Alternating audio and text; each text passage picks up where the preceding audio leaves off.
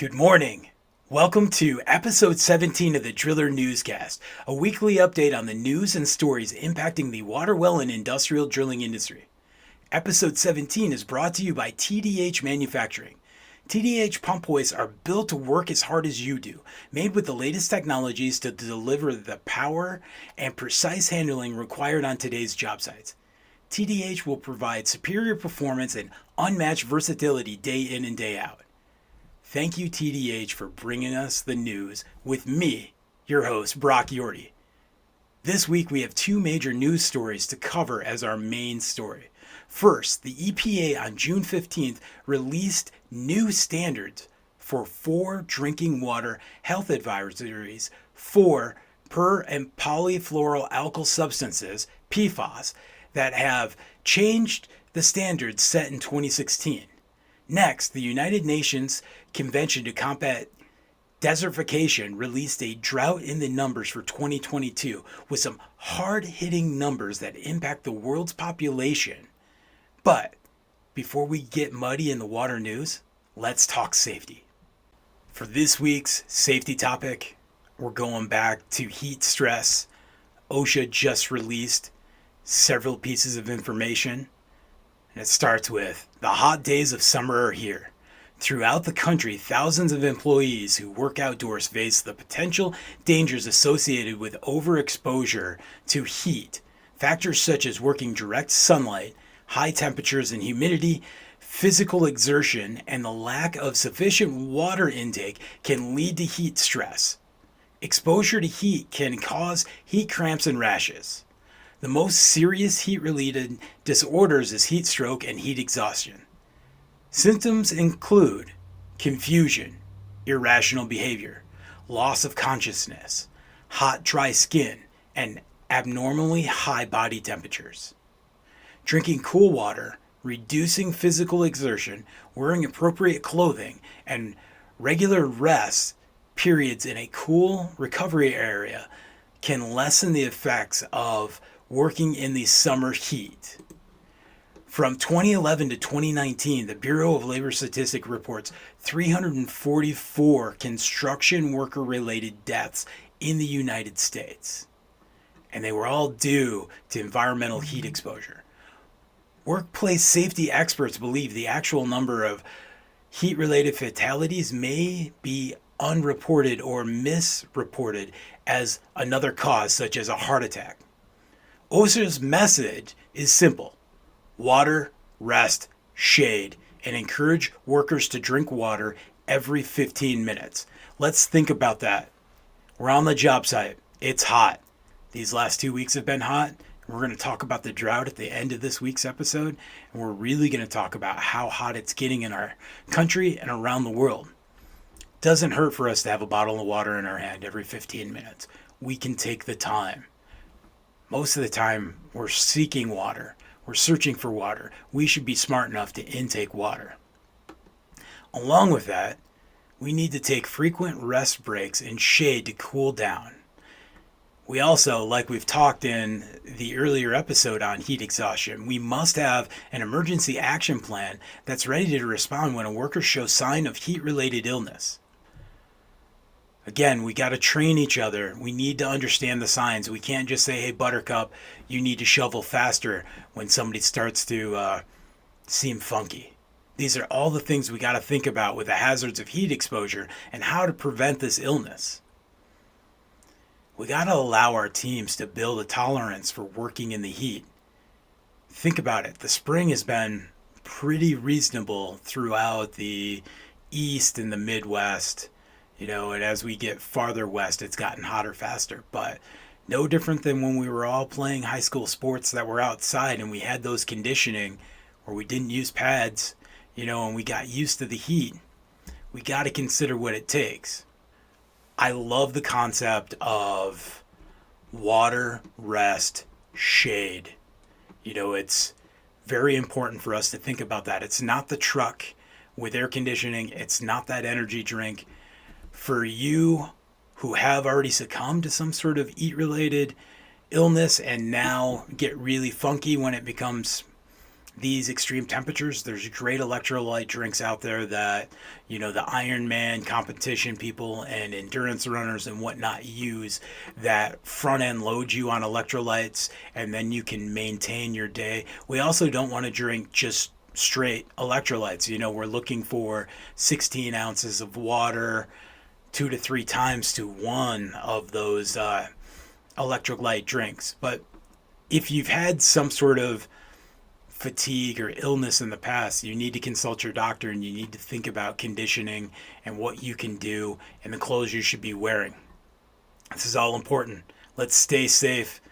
Let's start the decline of this number of heat-related lost work times and fatalities. Be safe out there. It's hot. And for this week's news and main story, the EPA announces new drinking water health advisories for PFAS chemicals and $1 billion in bipartisan infrastructure law funding to strengthen health protections of PFAS and forever chemicals. On June 15, 2022, the U.S. Environmental Protection Agency released 4 drinking water health advisories for per and polyfluoroalkyl substances, PFAS, which is the latest action plan to deliver clean water. Administrator Reagan's PFAS strategic roadmap is what we're working towards right now. EPA also announced that it is inviting states and territories to apply for $1 billion, the first of $5 billion in a bipartisan infrastructure law grant funding to address PFAS and other emerging contaminants in drinking water, specifically in small or disadvantaged communities. These actions build on EPA's progress to safeguard communities from PFAS pollution and scientifically inform on upcoming efforts, including EPA's forthcoming proposed national primary drinking water regulation for per and polyfluoroalkyl substances, which the EPA will release in the fall of 2022. We've been working towards this for a while now. You think about it, 2015, the first standards came out in 2016. People on the front lines of PFAS contamination have suffered for far too long. That's why EPA is taking aggressive actions as part of a whole of government approach to prevent these chemicals from entering the environment and to help protect concerned families from this pervasive challenge, said EPA Administrator Michael S. Reagan. So, the EPA has established its first lifetime health advisory for per and polyfluoroalkyl substances that is beyond what we saw in 2016 as 70 parts per trillion. The new EPA interim update health advisories for these forever chemicals is based on the draft analysis that indicates that levels at which negative health effects could occur are much lower than previously understood when the agency issued its 2016 health advisory for these forever chemicals of 70 parts per trillion. It's wild. We're now seeing studies come out that have found associations between PFAS exposure and effects on the immune system, the cardiovascular system, development, decreased birth weight, and cancer. The data so far in this draft analysis released publicly in November of 2021 is showing that a very small amount. And the people studying this is the EPA Science Advisory Board,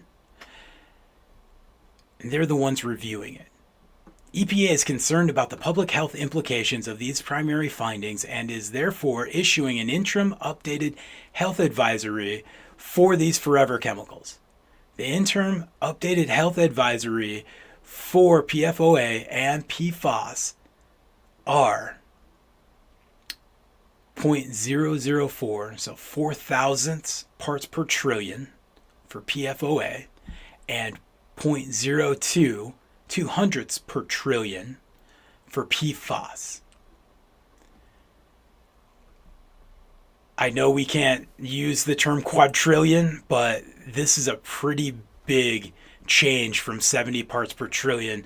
And I'm very curious to see how we will study, how we'll implement, how we'll test, how we'll be able to determine that. But I think about my father, and he would always talk numbers, and he was fascinated with a million versus a billion versus a trillion. And he'd always say, Brock, 1 million seconds is a great vacation.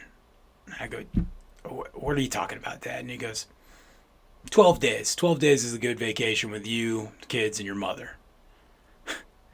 He'd go, 1 billion seconds is 30 years. That's your career. And 1 trillion seconds is 30,000 years, which, to put in perspective, is longer than known human civilization. There are a myriad of lawsuits right now that pertain to per and polyfluoral alkyl substances. One of the most noted just came from the Associated Press just last week. Dane County, Wisconsin is suing the State Department of Natural Resources over the requirement to test for PFAS.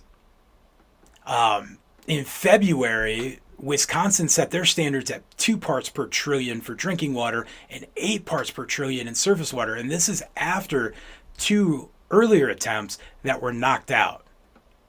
There's a lot to do with this. And now with setting some pretty tough standards, let's see how these court cases come out with the lawsuits for PFAS pollution. We got to be paying attention. We need to understand how we as the drilling industry can help with new water wells, with understanding our responsibilities. This isn't about backing big industry who's known for decades the impact of these forever chemicals. It's about us making sure that our groundwater is safe for our customers to drink. For our second main story of the week, I want to go to the United Nations Convention to Combat Desertification. They just released a study late last month titled Drought in the Numbers. I'm going to start this study with a quote from the foreword from Ibrahim Thiaw, the United Nations Secretary General. Droughts are among the greatest threat to sustainable development, especially in developing countries, but increasingly so in developed nations too. The number and duration of droughts has increased by 29% since 2000 as compared to the 2 previous decades. When more than 2.3 billion people already face water stress, this is a huge problem. More and more of us will be living in areas with extreme water shortages, including an estimated 1 in 4 children by 2040. That's from UNICEF. Middle of June, South Africa announced that they're heading back towards a day zero scenario where they're going to have to water ration. That one of their pumper trucks actually pulled mud out of a reservoir. There's a plan of action, and I know it's very easy for us in the United States to look at the Western United States drought and what's happening with the waters of the United States and the Colorado Compact and other discussions. The House Senate Committee just discussed the Western United States droughts and what plans we can do, or will the government have to step in to start rationing water for us? We're here. We're just as susceptible as the rest of the world. It's just that the UN is looking at a big picture, and we saw that with the study that we went over a few weeks ago. Back to Ibrahim's quote. No country is immune to drought. The facts and figures of this publication all point in the same direction, an upward trajectory in the duration of droughts and the severity of impacts, not only affecting human societies, but also the ecological system upon which the survival of all life depends, including that of our own species. We are standing at a crossroads. on top of a watershed where we need to gain a new awareness and consciousness. We absolutely need to gain this new consciousness. We talk about watersheds here in the States. Africa is one of the most drought-stricken places in the world with a big population. We need to steer towards a solution rather than continuing with destructive actions, believing that marginal change can heal systemic failure. Rigorous scientific knowledge coupled with political impacts will form the pathways to enable this urgently required planetary action, guided by empowering policies with clear targets and with environmental justice, commitment, and willingness at its heart. We must deal with drought urgently using every tool we can. Drought at a glance, scientific consensus. Their consensus is there is strong evidence that human-induced climate change has led to an increased risk of drought. Human activities have increased the average surface temperature around the world. Droughts are a deadly impact to our global population. From 1970 to 2019, drought was one of the most hazardous that led to the largest human losses, with a total of 650,000 deaths. Among all of those climate-related deaths during this period, more than 90% occurred in developing countries. The economic impact to these droughts around the world has increased multifold in the past decades. An estimated 55 million people globally are directly affected by droughts every year, making it the most serious hazard to livestock and crops in nearly every part of the world. It's from the World Health Organization. We just saw several thousand head of cattle, millions of dollars of cattle in Kansas from extreme weather, climate change, from the fact that we just don't have the tanks or ponds that we had because they're drying up. This is a big impact. From developing countries, droughts affect women and girls disproportionately.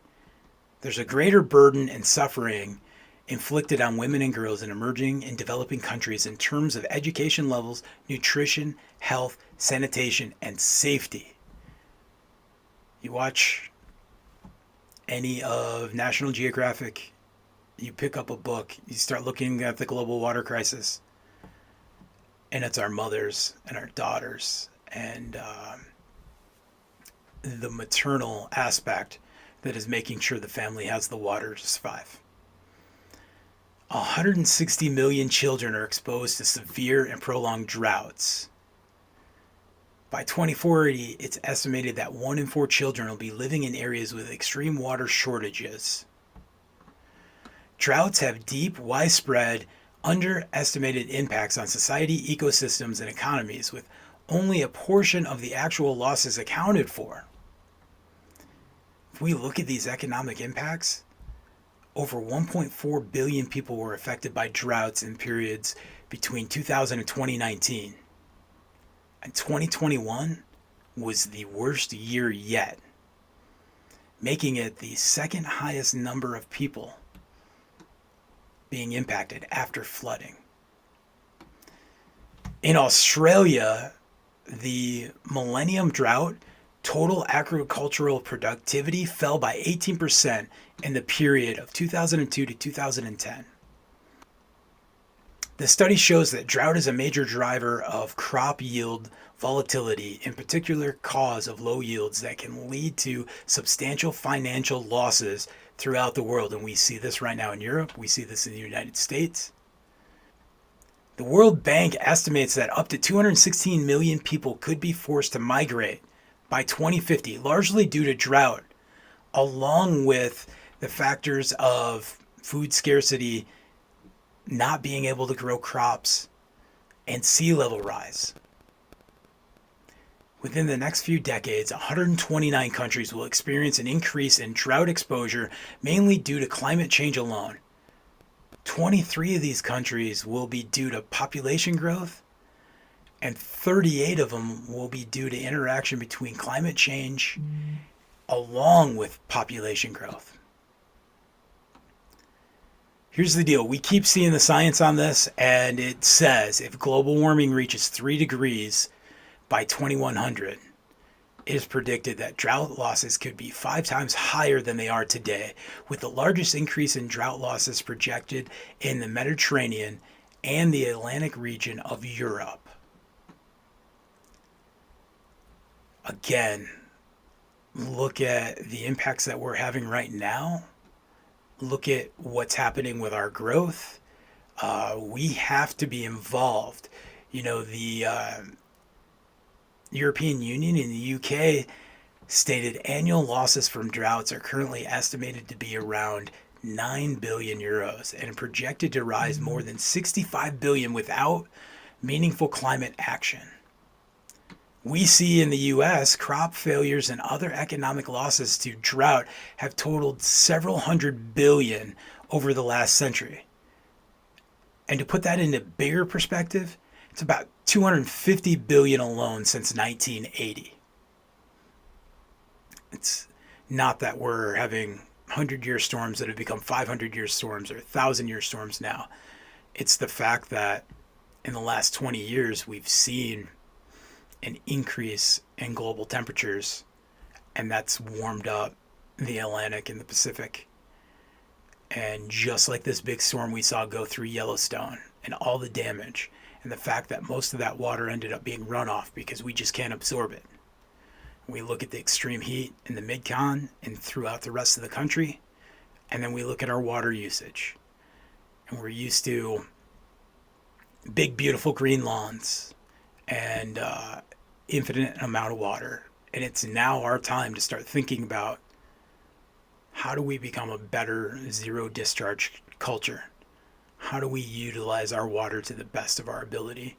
And how do we educate everybody in the groundwater industry and our customers the importance of this, and be thankful every day we get to drill a well and it makes 5 gallons a minute to 5,000 gallons a minute? We're a big piece to this industry, and the science is right there. Thanks for joining the Driller Newscast, episode 17, brought to you by TDH. What a great company, innovators, thought leaders thinking about what we can do in the industry to be more efficient and be able to service our customers. TDH has engineered their equipment with one goal in mind: to enable the contractor to increase their revenue simply because their pump hoist is more efficient. Give Scott and Kate a call at TDH. They have the right pump hoist for you to be able to service your customers safely, efficiently, with the latest innovations. Thank you, TDH. Check out thedriller.com for all the great content coming out this month, including part 2 of the Drilling Insight with Tom Moffat on rigs and innovation, and look into Ingersoll Rand to Atlas Copco to Epiroc and all of the great experience that he has to share. Be safe. It is very hot out there. We need to be thinking about this EPA legislation for PFAS and forever chemicals and Gen X chemicals. And this drought, the climate change, extreme weather, it's impacting us, and we need to be thinking about how we can educate our customers and ourselves on water conservation and preventing the possibility of day zeros that could happen in many American cities in the next 10 to 20 years. Have a great week.